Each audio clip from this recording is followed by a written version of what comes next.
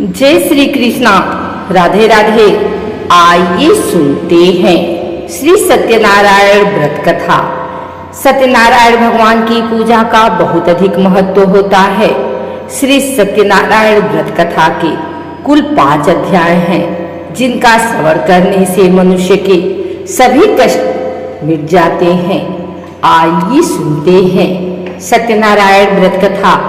एक समय की बात है, नैषधीय तीर्थ में सौनकादि 88,000 ऋषियों ने श्री सूत जी से पूछा, हे प्रभु, इस कलयुग में वेद विद्या रहित मनुष्यों को प्रभु भक्ति किस प्रकार मिल सकती है तथा उनका उद्धार कैसे होगा? हे मुनि श्रेष्ठ, कोई ऐसा तप बताइए जिससे थोड़ी समय में ही पुण्य मिले और मनवांछित फल भी मिल जाए। इस प्रकार की कथा सुनने की हम लोग की इच्छा रखते हैं। सभी शास्त्रों के ज्ञाता सूत जी बोले, हे वैष्णवों में पूज्य, आप सभी ने प्राणियों के हित की बात पूछी है, इसलिए मैं एक ऐसे श्रेष्ठ और व्रत के बारे में आप लोगों को जरूर बताऊंगा, जिसके बारे में नारद जी ने लक्ष्मी नारायण जी से पूछा था और लक्ष्मीपति श्री हरि ने नारद जी से कहा था। अब आप भी इसे सुनिए। एक समय की बात है, नारद जी दूसरों के हित की इच्छा के लिए अनेकों लोकों में घूमते हुए मृत्यु लोक में जा पहुंचे। यहाँ उन्होंने अनेक योनियों में जन्मे सभी मनुष्यों को अपने कर्मों के अनुसार पीड़ा झेलते हुए देखा। उनका दुख देख नारद जी सोचने लगे कि ऐसा क्या किया जाए जिससे निश्चित रूप से मानव के दुखों का अंत हो जाए। इसी विचार पर मनन करते हुए वह विष्णु लोक में गए। वहाँ वह नारायण की स्तुति करने लगे और बोले, हे भगवान, आप अत्यंत शक्ति से संपन्न हैं, निर्गुण स्वरूप, सृष्टि के कारण भक्तों के दुख को दूर करने वाले हैं। आपको मेरा प्रणाम। नारद जी की स्तुति सुन विष्णु भगवान बोले, मुनि श्रेष्ठ, आपके मन में क्या बात है, उसे निसंकोच कहो। इस पर नारद मुनि बोले कि मृत्यु लोक में अनेक योनियों में जन्मे मनुष्य अपने कर्मों के द्वारा अनेकों दुख से दुखी हो रहे हैं। हे प्रभु, आप तो ये बताइए कि वो मनुष्य थोड़े प्रयास से ही अपने दुखों से कैसे छुटकारा पा सकते हैं। तब श्री हरि बोले, हे नारद, मनुष्यों की भलाई के लिए तुमने बहुत उत्तम प्रश्न पूछा है। स्वर्गलोक व मृत्युलोक दोनों में एक दुर्लभ उत्तम व्रत है जो पुण्य देने वाला है। आज प्रेम वश होकर मैं उसे तुमसे कहता हूँ। श्री सत्यनारायण भगवान का व्रत अच्छी तरह विधान पूर्वक करके मनुष्य तुरंत ही यहाँ सुख भोग कर मरने पर मुझ पाता है। श्री हरि के वचन सुन नारद जी बोले कि उस व्रत का फल क्या है प्रभु, और उसका विधान क्या है? यह व्रत किसने किया था? इस व्रत को किस दिन करना चाहिए? आप सब कुछ विस्तार पूर्वक बताएं। नारद की बात सुनकर फिर श्री हरि बोले, दुख व सुख को दूर करने वाला यह सभी स्थानों पर विजय दिलाने वाला है। मानव को भक्ति व श्रद्धा के साथ शाम को श्री सत्यनारायण की पूजा धर्मपरायण होकर ब्राह्मणों व बंधुओं के साथ करने, साथ ही यथाशक्ति अनुसार भक्ति भाव से भगवान का भोग लगाएं, आरती गाएं और ब्राह्मणों सहित बंधु बांधवों को भी भोजन कराएं। उसके बाद स्वयं भोजन करें। कीर्तन भजन के साथ भगवान की भक्ति में लीन हो जाएं। इस तरह से सत्यनारायण भगवान का यह व्रत करने पर मनुष्य की सारी इच्छाएं निश्चित रूप से पूरी होती हैं। इस कलिकाल अर्थात कलयुग में मृत्यु लोक में मोक्ष का यही एक सरल उपाय बताया गया है। आइए सुनते हैं श्री सत्यनारायण भगवान व्रत कथा का दूसरा अध्याय। सूत जी बोले, हे ऋषियों, जिसने पहले समय में इस व्रत को किया था उसका इतिहास कहता हूँ, ध्यान से सुनो। सुंदर काशीपुरी नगरी में एक अत्यंत निर्धन ब्राह्मण रहता था। भूख प्यास से परेशान हो वह धरती पर घूमता रहता था। ब्राह्मणों से प्रेम करने वाले भगवान ने एक दिन ब्राह्मण का वेश धारण कर उसके पास जाकर पूछा, हे विप्र, नित्य दुखी होकर तुम पृथ्वी पर क्यों घूमते हो? दिन ब्राह्मण बोला, मैं निर्धन ब्राह्मण हूँ, भिक्षा के लिए धरती पर घूमता हूँ। यदि आपका इस उपाय का कोई हल जानते हो तो बताइए। वृद्ध ब्राह्मण रूपी भगवान ने कहा कि सत्यनारायण भगवान मनोवांछित फल देने वाले हैं, इसलिए तुम उनका पूजन करो। इसे करने से मनुष्य सब दुखों से मुक्त हो जाता है। वृद्ध ब्राह्मण बनकर आए सत्यनारायण भगवान उस निर्धन ब्राह्मण को व्रत का सारा विधान बताकर अंतर ध्यान हो गए। अगले दिन सुबह उठने के साथ ही उस बूढ़े ब्राह्मण ने मन में संकल्प लिया कि सत्यनारायण का व्रत करूंगा, और फिर अपने नित्य कर्मों से फ्री होकर वह भिक्षा के लिए चल पड़ा। उस दिन उसे भिक्षा में बहुत सा धन प्राप्त हुआ। उसी धन से उसने परिवार के साथ भगवान सत्यनारायण की पूजा की, व्रत रखा। इस व्रत के करने के कुछ दिन बाद उसके सभी दुख और कष्ट दूर होने लगे और देखते ही देखते एक दिन वह संपन्न और अनेकों संपत्तियों का मालिक बन गया। तब हर महीने की पूर्णिमा के दिन वह ब्राह्मण सत्यनारायण की पूजा करने लगा। इस प्रकार सत्यनारायण भगवान के व्रत को करके वह श्रेष्ठ ब्राह्मण सभी पापों और गरीबी से मुक्त हो गया और उसने एक दुर्लभ मोक्ष पद को प्राप्त किया।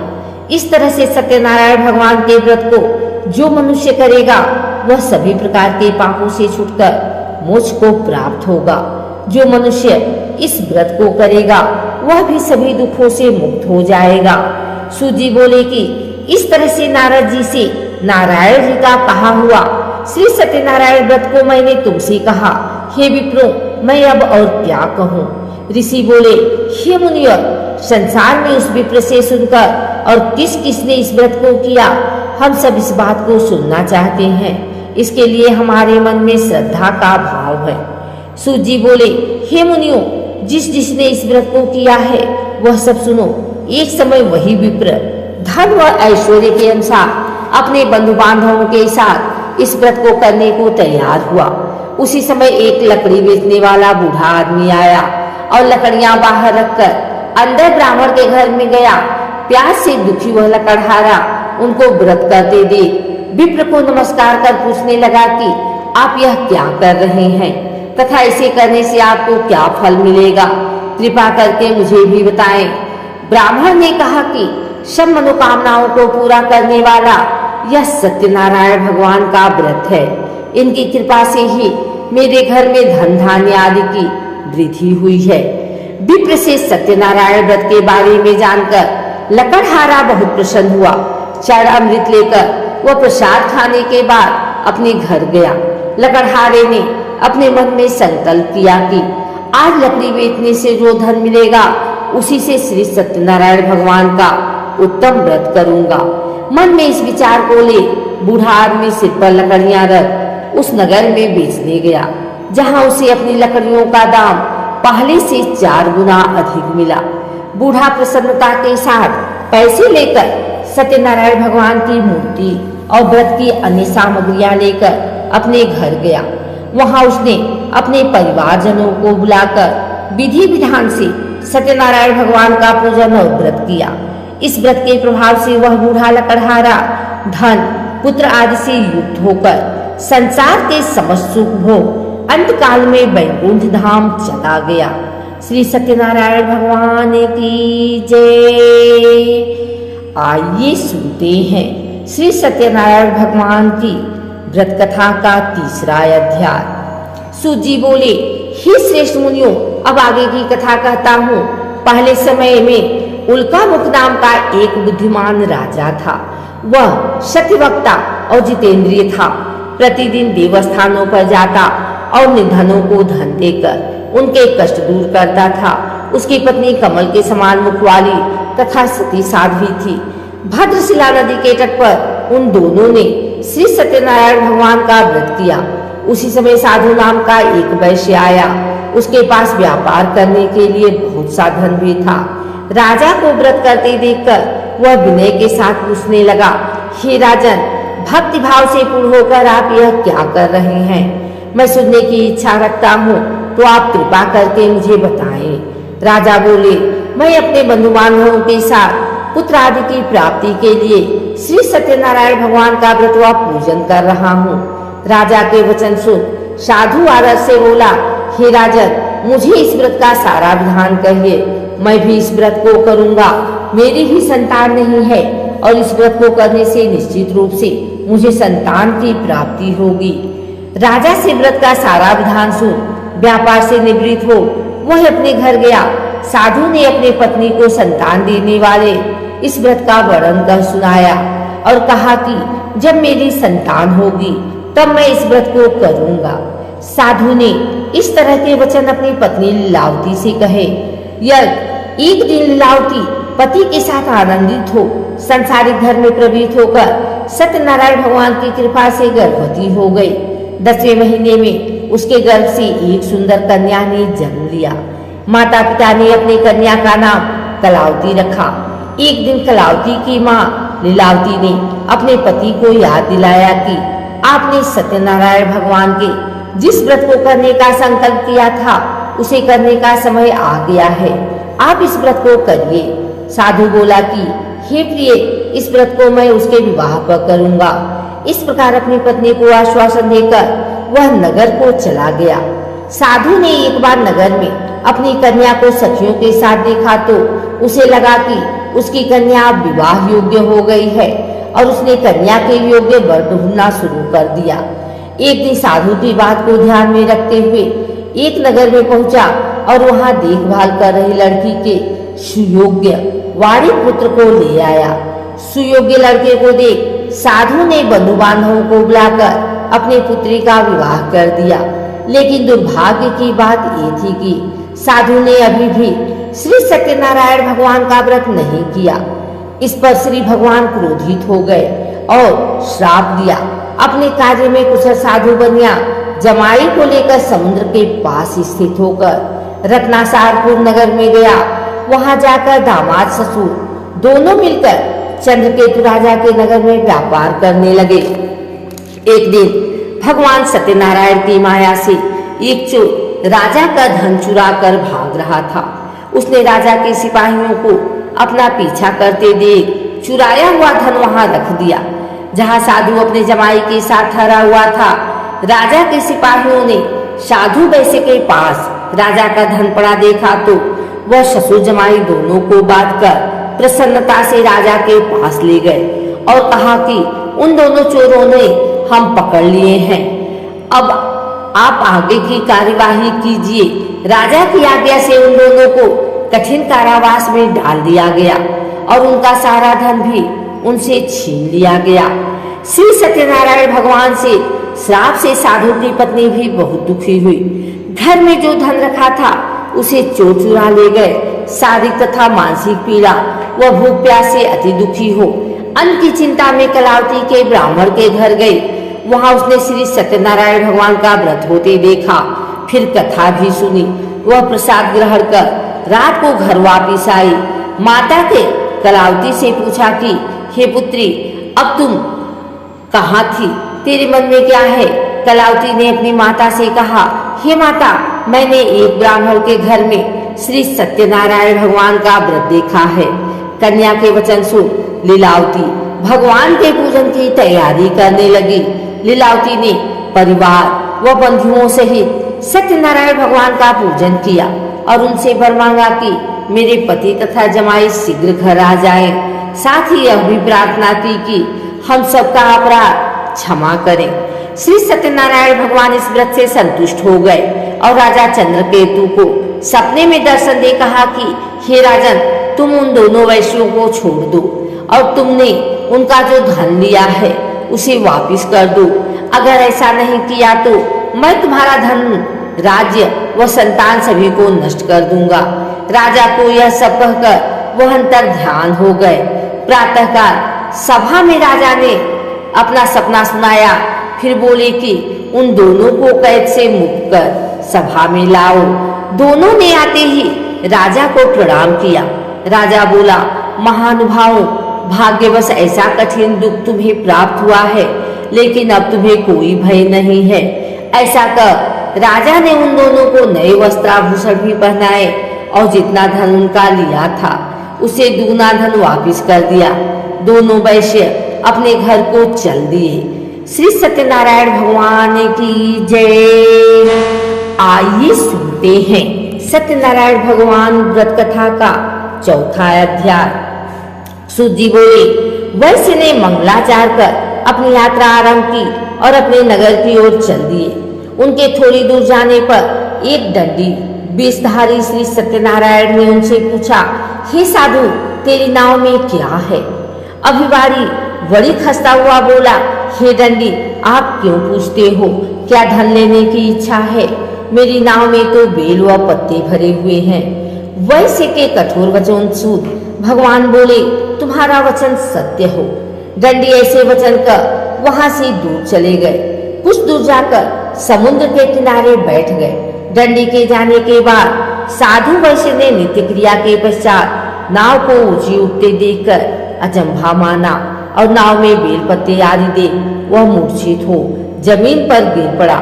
वापस होश में आने पर वह अत्यंत शोक में डूब गया।